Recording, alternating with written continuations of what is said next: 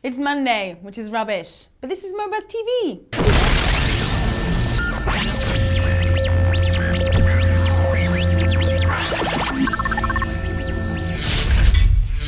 The world of media is changing. The demise of the old favorites like newspaper, TV, and radio is well documented, as the internet seems to be slowly taking over the world. More and more people are getting their daily dose of news through the web, and this has prompted the people over at New Scientist to raise a rather interesting question. What would happen in the case of a US national crisis, and the president needed to get a message out to the people quick? At the moment, the president can commandeer the country's airwaves, hijacking terrestrial, digital, and cable TV, as well as radio to get his message out.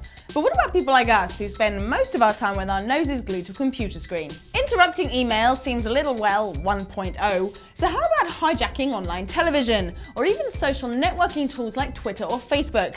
Imagine, there you are, calmly watching your latest installment of Mobuzz or the latest video to go viral, and bam, up pops the president to fill you in on the latest. It's worth a pause for thought anyway. It's rare that we can get through a week without some news from the music industry, and this week is no exception. Warner Music have announced their plans to push for a music tax. It's becoming increasingly difficult to convince consumers to pay for music in the usual methods, as more and more people discover the joys of free downloads. Warner Music have hired industry veteran Jim Griffin to head a plan to bundle a monthly fee into consumers' internet service bills in exchange for limited access to music. The fee would be around $5 a month from all internet users, amounting to $20 billion per year. Okay, I'm not quite sure where I stand on this one. On one hand, the idea of fast, easy, and practically free access to all music is an appealing one. But on the other hand, isn't it a bit late in the game to start charging people for something they've already been doing for years? It's like giving candy to a child and then snatching it back again. As a big music lover, I'm interested in what you think on this one. Leave a comment and let me know. While everyone is busy swooning over the latest Apple offering, it seems that although the super slim MacBook Air may be super easy on the eye, it's also super easy to hack into. The CanSec West Security Conference held a hacking competition offering prizes of Sony, Fujitsu, and Apple laptops to anyone able to hack into each of them and read the content of a file on the system. It took Charlie Miller a mere 2 minutes to hack into the MacBook, securing him the pick of the laptops and a $10,000 cash prize for his troubles. Miller is known for being one of the first successful iPhone hackers, and most reckon that the MacBook's fatal flaw was contained inside the Apple Safari browser. No jokes about aesthetics over functionality, honest. Okay, this next thing could be a total fake in the hope of their story going viral, but a couple recently phoned their local Apple store to ask if they could host their wedding reception inside. Apparently, the couple are both die-hard Mac fans and actually met in the store, and therefore could not think of a better place to celebrate their happy day with friends and family.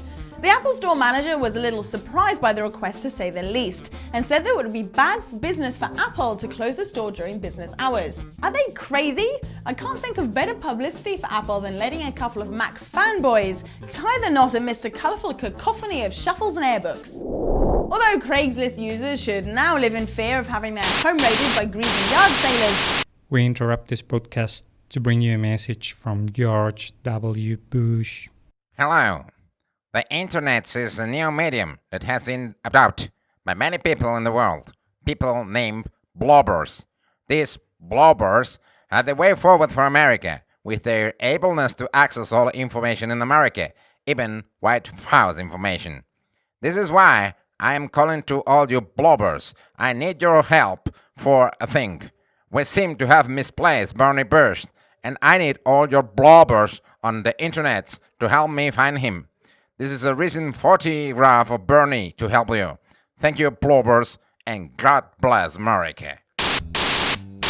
Although Craigslist users should now live in fear of having their home raided by greedy yard sailors, the good news is they can now be joined by Italian, French, Portuguese, and German speakers. The listing site added Spanish language support a while back, but figured that maybe there were even more people out there who fancied selling off their grandmother or buying a one-legged cross-eyed chicken. Okay, this next piece isn't news as such, but along the same lines as my Spanglish Google Docs, I seem to be getting Facebook spam. But randomly, the spam is coming from a friend. 2 messages posted on my wall in the last 24 hours from a good friend of mine about some hot, wild chick on Yahoo Messenger who I just have to see to believe. So either someone has hacked into her account, or my friend Rosie is trying to tell me something. Rosie, if you're watching this, just let me know, okay? And tip of the week, chocolate makes Mondays feel so much better.